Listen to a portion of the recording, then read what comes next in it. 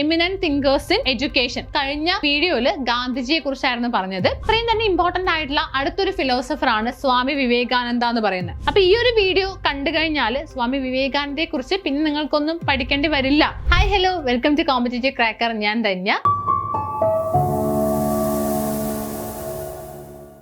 നമ്മുടെ എക്സാം എടുത്തു അല്ലെ. ഫെബ്രുവരി 22-ാം തീയതിയാണ് എക്സാം നടക്കാനായിട്ട് പോകുന്നത്. അപ്പൊ ഇനി കൃത്യമായിട്ട് പറയുകയാണെന്നുണ്ടെങ്കിൽ ഒരു 3 മാസം പോലും നമുക്ക് തികച്ചില്ല പഠിക്കാനായിട്ട്. അത്രയും കുറവ് ദിവസങ്ങൾ മാത്രമേ ഉള്ളൂ.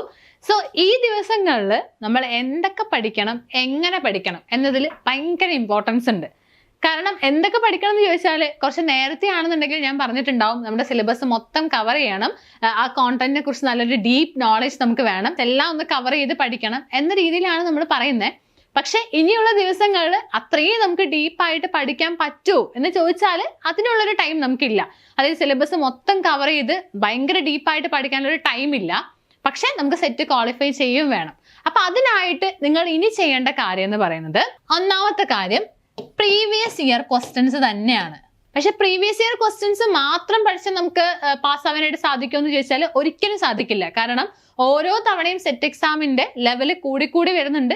ക്വസ്റ്റ്യൻസിന്റെ ലെവൽ ആണെന്നുണ്ടെങ്കിലും അല്ലെങ്കിൽ ക്വസ്റ്റ്യൻസിന്റെ ഒരു പാറ്റേൺ ആണെന്നുണ്ടെങ്കിലും മാറിക്കൊണ്ട് വരുന്നുണ്ട്. സിലബസ് സെയിം ആണെന്നുണ്ടെങ്കിലും പല രീതിയിൽ ഓരോ വർഷം കഴിയുമ്പോഴും മാറ്റം വരുന്നുണ്ട്. പക്ഷെ എന്നിരുന്നാലും നമ്മുടെ സിലബസ് ഭയങ്കര വൈഡ് ആണല്ലോ. അപ്പൊ അതിൽ കുറച്ച് ഫോക്കസ് ഏരിയ അല്ലെങ്കിൽ ഇമ്പോർട്ടന്റ് ആയിട്ടുള്ള ഏരിയാസ് നമുക്ക് ഐഡന്റിഫൈ ചെയ്യാൻ സഹായിക്കുന്ന ഒന്നാമത്തെ കാര്യമാണ് ഈ പ്രീവിയസ് ഇയർ ക്വസ്റ്റ്യൻസ് എന്ന് പറയുന്നത്. അപ്പൊ അതിനായിട്ടാണ് ഞാൻ പ്രീവിയസ് ഇയർ ക്വസ്റ്റ്യൻസ് നോക്കാൻ പറയുന്നത്. അല്ലാതെ ചില സ്റ്റുഡൻസ് ഉണ്ട് പ്രീവിയസ് ഇയർ ക്വസ്റ്റ്യൻസ് മാത്രം നോക്കി എക്സാമിന് പോകുന്നവര്. അതല്ല. അതായത് ഒരു ക്വസ്റ്റ്യൻ, ഇപ്പൊ ഒരു ഇൻക്ലൂസീവ് എഡ്യൂക്കേഷൻ ഒരു ക്വസ്റ്റ്യൻ കണ്ടു കഴിഞ്ഞാൽ അല്ലെങ്കിൽ റിപ്പീറ്റഡ് ആയിട്ട് അത് കണ്ടു കഴിഞ്ഞാൽ നമ്മൾ മനസ്സിലാക്കണം ഇൻക്ലൂസീവ് എഡ്യൂക്കേഷൻ നമ്മുടെ ഫോക്കസ് ഏരിയയിൽ വരുന്ന ഒരു കാര്യമാണ്. അപ്പൊ ഇനി നിങ്ങൾ ചെയ്യേണ്ടത്, നിങ്ങൾക്ക് ഇപ്പൊ നോട്ട്ബുക്കും കാര്യങ്ങളൊക്കെ ഉണ്ടാവുമല്ലോ. മീൻസ് നിങ്ങളുടെ ഒരു പേഴ്സണൽ നോട്ട് ഉണ്ടാവും, എല്ലാം ജസ്റ്റ് ഷോർട്ട് നോട്ട് പോലെയൊക്കെ എഴുതി വെക്കുന്ന ഒരു നോട്ട്ബുക്ക് ഉണ്ടാവും. അപ്പൊ അതില് ഫോക്കസ് ഏരിയ എന്ന് പറഞ്ഞ് ഒന്ന് എഴുതി കഴിഞ്ഞാൽ ഈ പ്രീവിയസ് ഇയർ ക്വസ്റ്റ്യൻസ് നോക്കുമ്പോൾ നമുക്ക് റിപ്പീറ്റഡ് ആയിട്ട് ചോദിക്കുന്ന അല്ലെങ്കിൽ ചോദ്യങ്ങൾ വരുന്ന ഏരിയാസ് ഉണ്ടാവും. അപ്പൊ അതിനെയാണല്ലോ ഫോക്കസ് ഏരിയ എന്ന് പറയുന്നത്. അപ്പൊ അത് നിങ്ങൾക്ക് എന്ത് ചെയ്യാൻ പറ്റും, ഇവിടെ നോട്ട് ചെയ്ത് വെക്കാൻ പറ്റും. അപ്പൊ ഈ ഫോക്കസ് ഏരിയ എങ്കിലും മിസ്സാക്കാതെ നിങ്ങൾക്ക് പഠിക്കാനും പറ്റും. അതായത് സിലബസ് നോക്കി പഠിച്ചു കഴിഞ്ഞാൽ ചിലപ്പോൾ ആദ്യത്തെ കുറെ കാര്യങ്ങൾ പഠിക്കും. സോ ബാക്കി കാര്യങ്ങൾ നമുക്ക് പഠിക്കാൻ വിട്ടുപോകും, അല്ലെങ്കിൽ പഠിക്കാൻ നമുക്ക് സമയം കിട്ടില്ല. സോ അതിൽ നിന്ന് രക്ഷപ്പെടാനായിട്ടാണ് ഞാൻ പറഞ്ഞത് ഫോക്കസ് ഏരിയ. ഇവിടെ ഇപ്പൊ നമ്മൾ എന്താ, ഇപ്പൊ ഇൻക്ലൂസീവ് ക്ലാസ് റൂം അല്ലെങ്കിൽ ഇൻക്ലൂസീവ് എഡ്യൂക്കേഷൻ, ഇതൊരു ഫോക്കസ് ഏരിയ ആണെന്നുണ്ടെങ്കിൽ എക്സാമിനോട് അടുക്കുമ്പോൾ ഈ ഏരിയ നമ്മൾ പഠിച്ചിട്ടുണ്ടോ ഇല്ലേന്ന് നമുക്ക് എന്ത് ചെയ്യാൻ പറ്റും, ഉറപ്പിക്കാൻ പറ്റും. അപ്പൊ ഈ പ്രീവിയസ് ഇയർ ക്വസ്റ്റ്യൻസ് നോക്കുന്നതിലൂടെ തന്നെ നമ്മൾ ചെയ്യേണ്ട അടുത്തൊരു കാര്യം ഈ ഫോക്കസ് ഏരിയ ഐഡന്റിഫൈ ചെയ്യുക. ദെൻ ആ ഏരിയാസ് ഒരിക്കലും മിസ്സാക്കാതെ തന്നെ പഠിക്കാനായിട്ട് ശ്രമിക്കുക. അതിന്റെ ക്വസ്റ്റ്യൻസ് കൂടുതൽ പ്രാക്ടീസ് ചെയ്യുക. അപ്പൊ ഇത് ആദ്യം നിങ്ങൾ ചെയ്യേണ്ട ഒരു കാര്യമാണ്. സോ നമുക്ക് മാറ്ററിലോട്ട് വരാം. ഇന്നത്തെ വീഡിയോയിൽ നമ്മൾ ഡിസ്കസ് ചെയ്യാനായിട്ട് പോകുന്നത് നമ്മുടെ ഫിലോസഫിയിൽ ഇപ്പൊ എമിനന്റ് തിങ്കേഴ്സ് ഇൻ എഡ്യൂക്കേഷൻ. അത് ഞാൻ കഴിഞ്ഞ ഒരു വീഡിയോയിൽ ഗാന്ധിജിയെ കുറിച്ചായിരുന്നു പറഞ്ഞത്. അപ്പൊ അത്രയും തന്നെ ഇമ്പോർട്ടന്റ് ആയിട്ടുള്ള അടുത്തൊരു ഫിലോസഫർ ആണ് സ്വാമി വിവേകാനന്ദ എന്ന് പറയുന്നത്. കാരണം സ്വാമി വിവേകാനന്ദന്റെയും ഒരുപാട് ക്വസ്റ്റ്യൻസ് വന്നിട്ടുണ്ട്. അപ്പൊ ഇതിൽ ഏറ്റവും അവസാനത്തെ ഒരു ക്വസ്റ്റ്യൻ ഞാൻ നിങ്ങൾക്കായിട്ട് തരുന്നുണ്ട്. ഒരു മാച്ച് ദ ഫോളോയിങ് ക്വസ്റ്റ്യൻ ആണ്. ലിസ്റ്റ് 1 കുറച്ച് ഫിലോസഫേഴ്സും ആൻഡ് ലിസ്റ്റ് 2 അവരുടെ കോൺട്രിബ്യൂഷൻസ് അല്ലെങ്കിൽ അവരുമായിട്ട് റിലേറ്റ് ചെയ്തിട്ടുള്ള കുറച്ച് കാര്യങ്ങളും അടങ്ങിയിട്ടുള്ള ഒരു ക്വസ്റ്റ്യൻ കൂടെ ഉണ്ട്. സോ വീഡിയോ സ്കിപ്പ് ചെയ്യാതെ തന്നെ കാണാനായിട്ട് ശ്രമിക്കുക. കാരണം ഇത് വളരെ ഇമ്പോർട്ടന്റ് ആണ്. അപ്പൊ ഈ ഒരു വീഡിയോ കണ്ടു കഴിഞ്ഞാൽ സ്വാമി വിവേകാനന്ദയെ കുറിച്ച് പിന്നെ നിങ്ങൾക്കൊന്നും പഠിക്കേണ്ടി വരില്ല എന്നാണ് ഒരു വിശ്വാസം. സോ വീഡിയോ സ്കിപ്പ് ചെയ്യാതെ തന്നെ കാണാനായിട്ട് ശ്രമിക്കാം. ഞാൻ കഴിഞ്ഞ തവണ ഗാന്ധിജിന്റെ കാര്യം പറഞ്ഞു. ആദ്യം അദ്ദേഹത്തിന്റെ ജനനം കാര്യങ്ങളൊക്കെ ജസ്റ്റ് ഒന്ന് നോക്കി വെച്ചാൽ മാത്രം മതി. കാരണം ക്വസ്റ്റ്യൻസ് വരുന്നത് ചിലപ്പോൾ 2-3 സ്റ്റേറ്റ്മെന്റ് തന്നിട്ട് ഇത് ആരുമായിട്ട് റിലേറ്റ് ചെയ്തതാണ് എന്നായിരിക്കും ചോദിക്കാൻ ചാൻസ് ഉള്ളത്. അപ്പോൾ അത് ജസ്റ്റ് ഒന്ന് നോക്കി വെച്ചാൽ മതി. അല്ലാതെ നമ്മൾ പഠിക്കേണ്ട കുറേ കാര്യങ്ങളുണ്ട്. ഫിലോസഫി, അതുപോലെ തന്നെ major works. Major works important ആയിട്ട് പഠിക്കേണ്ടതാണ്. പിന്നെ അവരുടെ കുറച്ച് കോട്ട്സ് ഉണ്ട്, കുറച്ച് കോട്ട്സും പഠിക്കേണ്ട കാര്യങ്ങളാണ്. ഓക്കെ ആണല്ലോ. സോ നമുക്ക് സ്റ്റാർട്ട് ചെയ്യാം. ആദ്യം സ്വാമി വിവേകാനന്ദ ജനിച്ചത് born on January 12, 1863 in Kolkata. Original name was Narendranath Datta. പിന്നെ അദ്ദേഹത്തിന്റെ ഏറ്റവും ഫേമസ് ആയിട്ടുള്ള ഒരു ഡെഫിനിഷൻ ഓഫ് എഡ്യൂക്കേഷൻ ആണ്, education is the manifestation of the perfection already in man എന്ന് പറയുന്നത്. സോ ഇത് വളരെ ഇമ്പോർട്ടന്റ് ആയിട്ടുള്ള ഒരു കോട്ട്സ് ആണ്. ദെൻ അദ്ദേഹത്തിന്റെ ഫിലോസഫി എന്ന് പറയുമ്പോൾ philosophy is based on the principles of Vedanta, emphasizing the oneness of the self, Atman, and the ultimate reality, that is Brahman. അപ്പോൾ ഈ ഓരോ ഫിലോസഫേഴ്സിനെ കുറിച്ചും പഠിക്കുമ്പോൾ നിങ്ങൾ മനസ്സിലാക്കേണ്ട കാര്യം അവർ ഏത് ഇസത്തിലാണ് വിശ്വസിക്കുന്നത്. ഇപ്പൊ ഗാന്ധിജിന്റെ കാര്യം നമ്മൾ പറഞ്ഞു. ഗാന്ധിജി ഒറ്റ ഫിലോസഫി അല്ലെങ്കിൽ ഒരു ഇസത്തിൽ മാത്രം വിശ്വസിക്കുന്ന ഒരാളല്ല. എന്താ, അദ്ദേഹം അത് എഡ്യൂക്കേഷൻ ഒരു എയിംസ് ആയിട്ട് വിശ്വസിക്കുന്ന ഐഡിയലിസ്റ്റിനെയാണ്. പക്ഷെ മെത്തേഡ് ഓഫ് ടീച്ചിങ് പ്രാഗ്മാറ്റിസം ആണ്, അല്ലെ? അങ്ങനെയൊക്കെ നമ്മൾ കഴിഞ്ഞ ക്ലാസ്സിൽ പറഞ്ഞതായിരുന്നു. സോ ഇതെന്ന് പറയുമ്പോൾ ഈ ഒരു സ്വാമി വിവേകാനന്ദന്റെ കേസ് എടുക്കുമ്പോൾ ഇദ്ദേഹം കൂടുതലും വിശ്വസിക്കുന്നത് ഐഡിയലിസ്റ്റിലാണ്. പക്ഷെ പക്ക ഐഡിയലിസ്റ്റിന്റെ എല്ലാ കോൺസെപ്റ്റും എടുക്കുന്നുണ്ടോ എന്ന് ചോദിച്ചാൽ ഇല്ല. ഓക്കെ, അതിലിപ്പോൾ കൂടുതലും ബിഹേവിയറിസം, ഇപ്പൊ ലെക്ചർ മെത്തേഡ് പോലുള്ള കാര്യങ്ങളൊക്കെയാണ് കൂടുതൽ ഇമ്പോർട്ടൻസ് കൊടുക്കുന്നത്. പക്ഷെ ഇദ്ദേഹം എന്ന് പറയുമ്പോൾ നമ്മുടെ ആക്ടിവിറ്റി ഓറിയന്റഡ് ആയിട്ടുള്ള കാര്യത്തിന് ഇമ്പോർട്ടൻസ് കൊടുക്കുന്നുണ്ട്, എക്സ്പീരിയൻഷ്യൽ ലേണിംഗിന് ഇമ്പോർട്ടൻസ് കൊടുക്കുന്നുണ്ട്. പക്ഷെ ബിലീഫ്സ് ഒക്കെ വരുന്നത് കൂടുതലും ഐഡിയലിസ്റ്റിലാണ്. അപ്പൊ ഞാൻ പറഞ്ഞു വന്നത്, ക്വസ്റ്റ്യൻസ് കാണുന്ന സമയത്ത് ഇപ്പോൾ ഒരു 4 സ്റ്റേറ്റ്മെന്റ് തന്നിട്ട് ഇത് ആരുമായിട്ട് റിലേറ്റ് ചെയ്തതാണ് എന്ന് ചോദിക്കുമ്പോൾ ആ ക്വസ്റ്റ്യൻസ്, അതായത് ആ സ്റ്റേറ്റ്മെന്റ്സ് നോക്കുമ്പോൾ അത് ഐഡിയലിസ്റ്റുമായിട്ട് ബന്ധപ്പെട്ടതാണെങ്കിൽ താഴെ തന്ന ഓപ്ഷൻസും കൂടെ ഒന്ന് പരിശോധിച്ചിട്ട് നമുക്ക് എന്ത് ചെയ്യാം, സ്വാമി വിവേകാനന്ദനെ നമുക്ക് ചൂസ് ചെയ്യാനായിട്ട് സാധിക്കും. So Swamiji was one of the first thinkers of India to call himself as a socialist. അതൊക്കെ നോക്കി വെക്കുക, സ്റ്റേറ്റ്മെന്റ് ടൈപ്പിന് വരാൻ ചാൻസ് ഉള്ളതാണ്. And advocated for selfless service, that is seva, as a means of realizing one's own divinity. കണ്ടോ, ഇതൊക്കെ ഐഡിയലിസവുമായിട്ട് ബന്ധപ്പെട്ടൊരു statement ആണ്. Then believe that serving others is a form of worship and a path to spiritual realization. കണ്ടോ, spiritual realisation, ഇത് പക്ക ഐഡിയലിസവുമായിട്ട് ബന്ധപ്പെടുന്ന ഒരു കാര്യമാണ് ഈ self realization എന്ന് പറയുന്നത്. കണ്ടോ, ഇങ്ങനെയൊക്കെയാണ് നമുക്കൊരു ക്വസ്റ്റ്യൻ വന്നു കഴിഞ്ഞാൽ ഇത് ആരാണ് അല്ലെങ്കിൽ ഏത് ഫിലോസഫറുമായിട്ട് ബന്ധപ്പെട്ടാന്ന് നമുക്ക് കൃത്യമായിട്ട് മനസ്സിലാക്കി തരുന്ന ഒരു സ്റ്റേറ്റ്മെന്റ് ആണ് ഞാൻ ഇവിടെ കാണിച്ചു തരുന്നത്. ഓക്കെ, പിന്നെ നമ്മുടെ ടാഗോർ എടുത്തു, രവീന്ദ്രനാഥ് ടാഗോർ എടുത്താൽ അദ്ദേഹത്തിന്റെ ഒരു വിശ്വാസം അല്ലെങ്കിൽ അദ്ദേഹമായിട്ട് റിലേറ്റ് ചെയ്തിട്ടുള്ള ക്വസ്റ്റ്യൻസിന്റെ പാറ്റേൺ മീൻസ് സ്റ്റേറ്റ്മെന്റ് എന്ന് പറയുമ്പോൾ എന്താണ്, നാച്ചുറലിസവുമായിട്ട് ബന്ധപ്പെട്ടതായിരിക്കും. കാരണം ടാഗോർ മെയിൻലി വിശ്വസിക്കുന്നത് നാച്ചുറലിസ്റ്റിലാണ്. He encouraged the people to respect all religions and see them as different paths to the same ultimate truth. Then emphasize the importance of meditation and self-reflection in this process. It is also related to idealism. Then believe that fearlessness is essential for spiritual growth and social reform. Spiritual growth, അല്ലെ, അതും ഐഡിയലിസവുമായിട്ട് ബന്ധപ്പെട്ടതാണ്. ഇനി major works ആണ്, അദ്ദേഹത്തിന്റെ major works ആണ്. ഇത് എപ്പോഴും question വരാൻ ചാൻസ് ഉള്ള ക്വസ്റ്റ്യൻസ് വരുന്ന ഒരു ഭാഗമാണ് അദ്ദേഹത്തിന്റെ major work. That is Rajayoga, Jnanayoga, Karmayoga, Bhaktiyoga. Rajayoga, Jnanayoga, Karmayoga, Bhaktiyoga. പഠിക്കാൻ സിമ്പിൾ ആണല്ലോ, എല്ലാത്തിലും ഒരു താളം ഉണ്ടല്ലേ പഠിക്കാനായിട്ട്. അപ്പൊ നമുക്ക് ഈസി ആയിട്ട് പഠിക്കാൻ പറ്റും. ദെൻ അവരുടെ നോട്ടബിൾ ലെക്ചേഴ്സ് ഉണ്ട്, ആ ലെക്ചേഴ്സ് ആൻഡ് സ്പീച്ചസ്, ഇതും ചോദിക്കാൻ ചാൻസ് ഉണ്ട്. First one, Sisters and Brothers of America in 1893.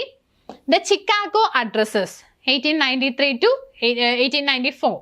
Then, My Plan of Campaign, The Future of India, and Vedanta in its application to Indian life. ഇതാണ് അദ്ദേഹത്തിന്റെ ഏറ്റവും major notable lectures and speeches എന്ന് പറയുന്നത്.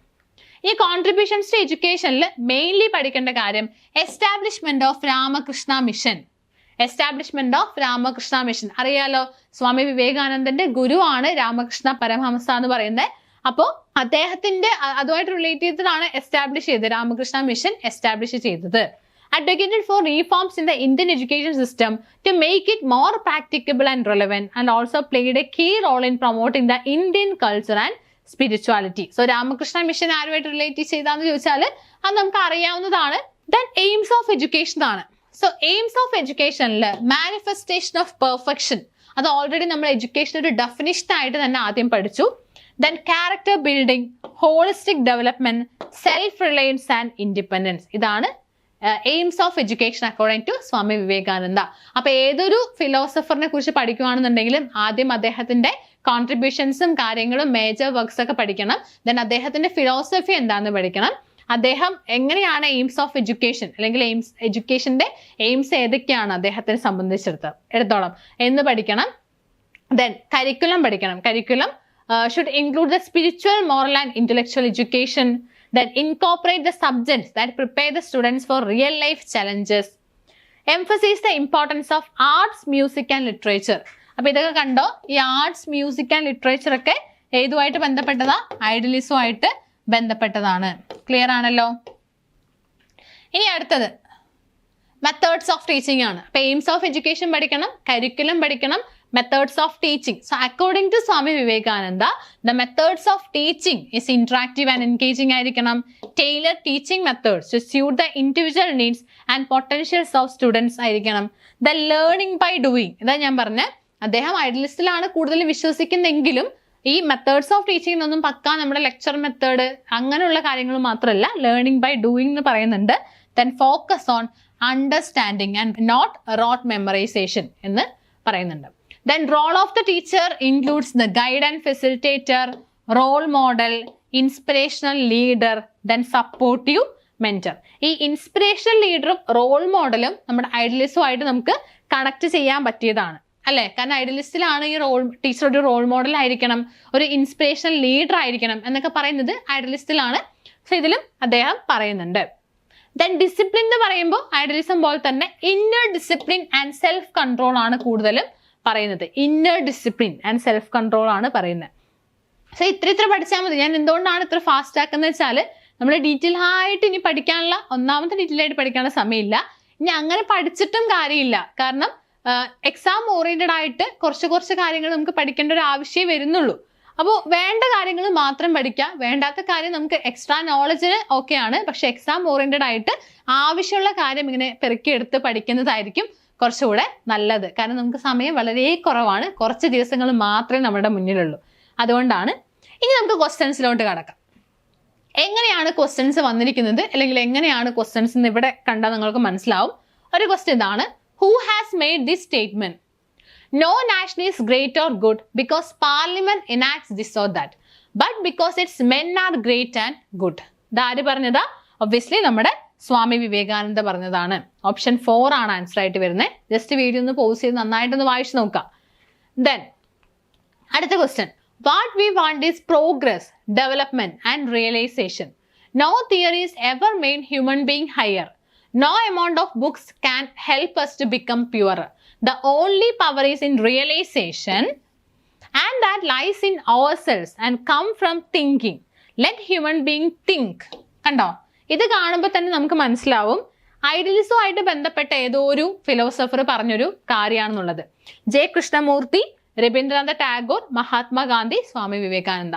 So Tagore കൂടുതലും നാച്ചുറലിസവുമായിട്ട് associate ചെയ്യുന്ന ഒരു വ്യക്തിയാണ്. മഹാത്മാഗാന്ധി അങ്ങനെ ഒന്നിൽ തന്നെ വിശ്വസിക്കുന്ന ഒരാളല്ല. സോ ഇതിന് കൂടുതൽ ആപ്റ്റ് ആയിട്ട് വരുന്നത് ഓപ്ഷൻ 4 ആണ്, ദാറ്റ് ഈസ് സ്വാമി വിവേകാനന്ദ. അടുത്തൊരു ക്വസ്റ്റ്യൻ ഇതാണ്. ഞാൻ പറഞ്ഞ കാണുമ്പോൾ വളരെ വലിയൊരു ക്വസ്റ്റ്യൻ ആണ്, ഒരു മാച്ച് ദ ഫോളോയിങ് ക്വസ്റ്റ്യൻ ആണ്. സോ ഈ ഒരു ക്വസ്റ്റ്യൻ നിങ്ങൾക്ക് ഹോംവർക്ക് ആയിട്ട് തരുവാണ്. അതായത് ഈ ഒരു ക്വസ്റ്റ്യൻ നിങ്ങൾ എന്ത് ചെയ്യുക, ലിസ്റ്റ് 1 ഫിലോസഫേഴ്സിന്റെ പേരുണ്ട്, ആൻഡ് ലിസ്റ്റ് 2 കരിക്കുലം ആയിട്ട് ബന്ധപ്പെട്ടിട്ടുള്ള കാര്യങ്ങളും അല്ലെങ്കിൽ അതുമായിട്ട് ബന്ധപ്പെട്ട കരിക്കുലം ആണ്, മെയിൻലി കരിക്കുലം. അത് ഞാൻ പറഞ്ഞല്ലോ, ഓരോ ഫിലോസഫേഴ്സിനെ കുറിച്ച് നമ്മൾ പഠിക്കുമ്പോൾ അവരുടെ ഇതിലുള്ള method of teaching, role of the teacher, then discipline, then curriculum, അതൊക്കെ പഠിക്കണം എന്ന് പറഞ്ഞു. സോ അതാണ് ലിസ്റ്റ് 2 കരിക്കുലത്തെ കുറിച്ചാണ് പറയുന്നത്.